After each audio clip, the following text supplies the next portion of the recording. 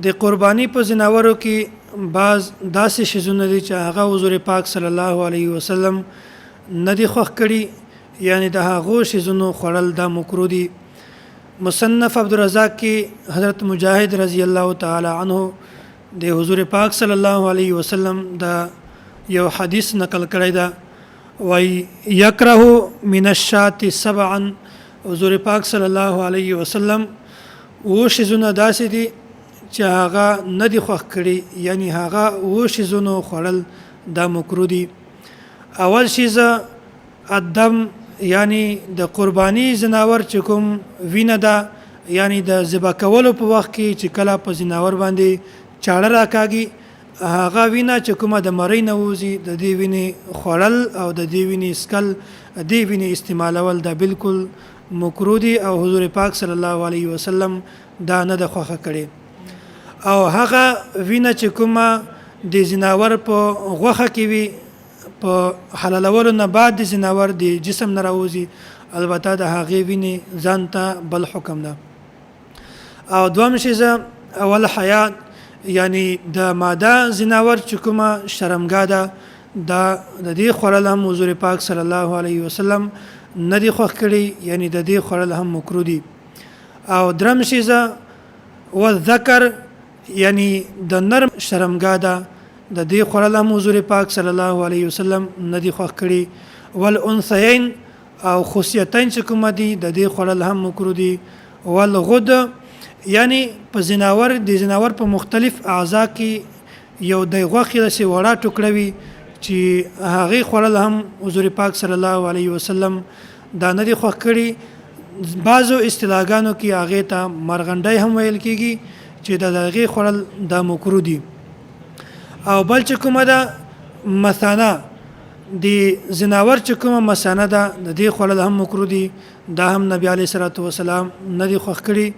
او والمراره، او د زناور چې کوم تریخی ده دا په جګر نه لاندې یو داسې د اوبو په نامه یوه تیلې غوندې شکل لري چې هغې خوړل هم دا مکروه دي. حضور پاک صلی الله علیه وسلم د دې نه منع کړي دي او د دې خوړل د څه دي مکروه دي. نو دا اووه شیزونه دي. اول شیز چې کومه ده الدم، د زناور د اول د قرباني په وخت کې د ذبح کولو په وخت کې وینه. والحیا، د ماده زناور چې کومه شرمګاه ده. والانثیین، او د نر زناور خصیتین. والذکر، او د نر زناور چې کوم شرمګاه ده د دې خوړل هم.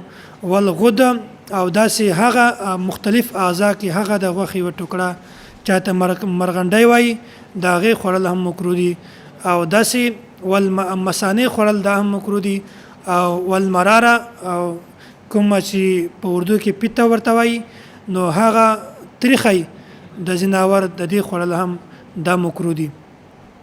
نو کوم شیزونه چې مونږ حضور پاک صلی الله علیه وسلم منع کړي یو، مونږ ته پکار ده چې هغه شیزونه نه کو استعمال، او کوم شیزونه چې مونږ ته حضور پاک صلی الله علیه وسلم د خوړلو یا د استعمالولو حکم را کړی ده نو مونږ هغه شیزونه وخورو او استعمال یې کو. او دې سره د زناور لری، دا لری یو داسې شیز ده چې د دې خوړل هم صحیح دي او جایز دي، او چې بالکل دا صحیح صفا کې او صحیح پوخ کې د دې خوړل هم صحیح دي. بعضې خلک د لري خوړل هم دا مکروه ګڼي، نو البته دا مکروه نه ده بلکې د دې خوړل جایز دي. نو هغه خلک چې کوم د دې نه یو طبیعتي نفرت کوي، د هغو طبیعت دا شی نه برداشت کوي، هغه دې نه خوري، نو فی نفسه د لري خوړل دا جایز دي. لکه څنګه چې مچ دا که چیرته د سالن ته ولویږي یا چای ته ولویږي نو د هغې خوړل د هغې څکل جایز دي. نو بس یو د انسان طبیعت هغه نه غواړي چې دا شی زه وخورم او دا شی زه استعمال کړم، نو هغه دې نه خوري. نو چا طبیعت که نه ماني دا د دې دلیل نه ده چې دا شی مکروه ده یا حرام ده، بلکې طبیعت ځان ته شی ده او جواز او عدم جواز دا ځان ته یو شی ده. او بل شی چې کومه ده د زناور په د ملا په هډوکي کې چې کوم مغز دی هغې ته په اردو کې حرام مغز وایي، او د عربي په اصطلاح کې آتا نخاع الصلب وایي. نو د دې خوړل هم جایز دي، مکروه او حرام نه دي.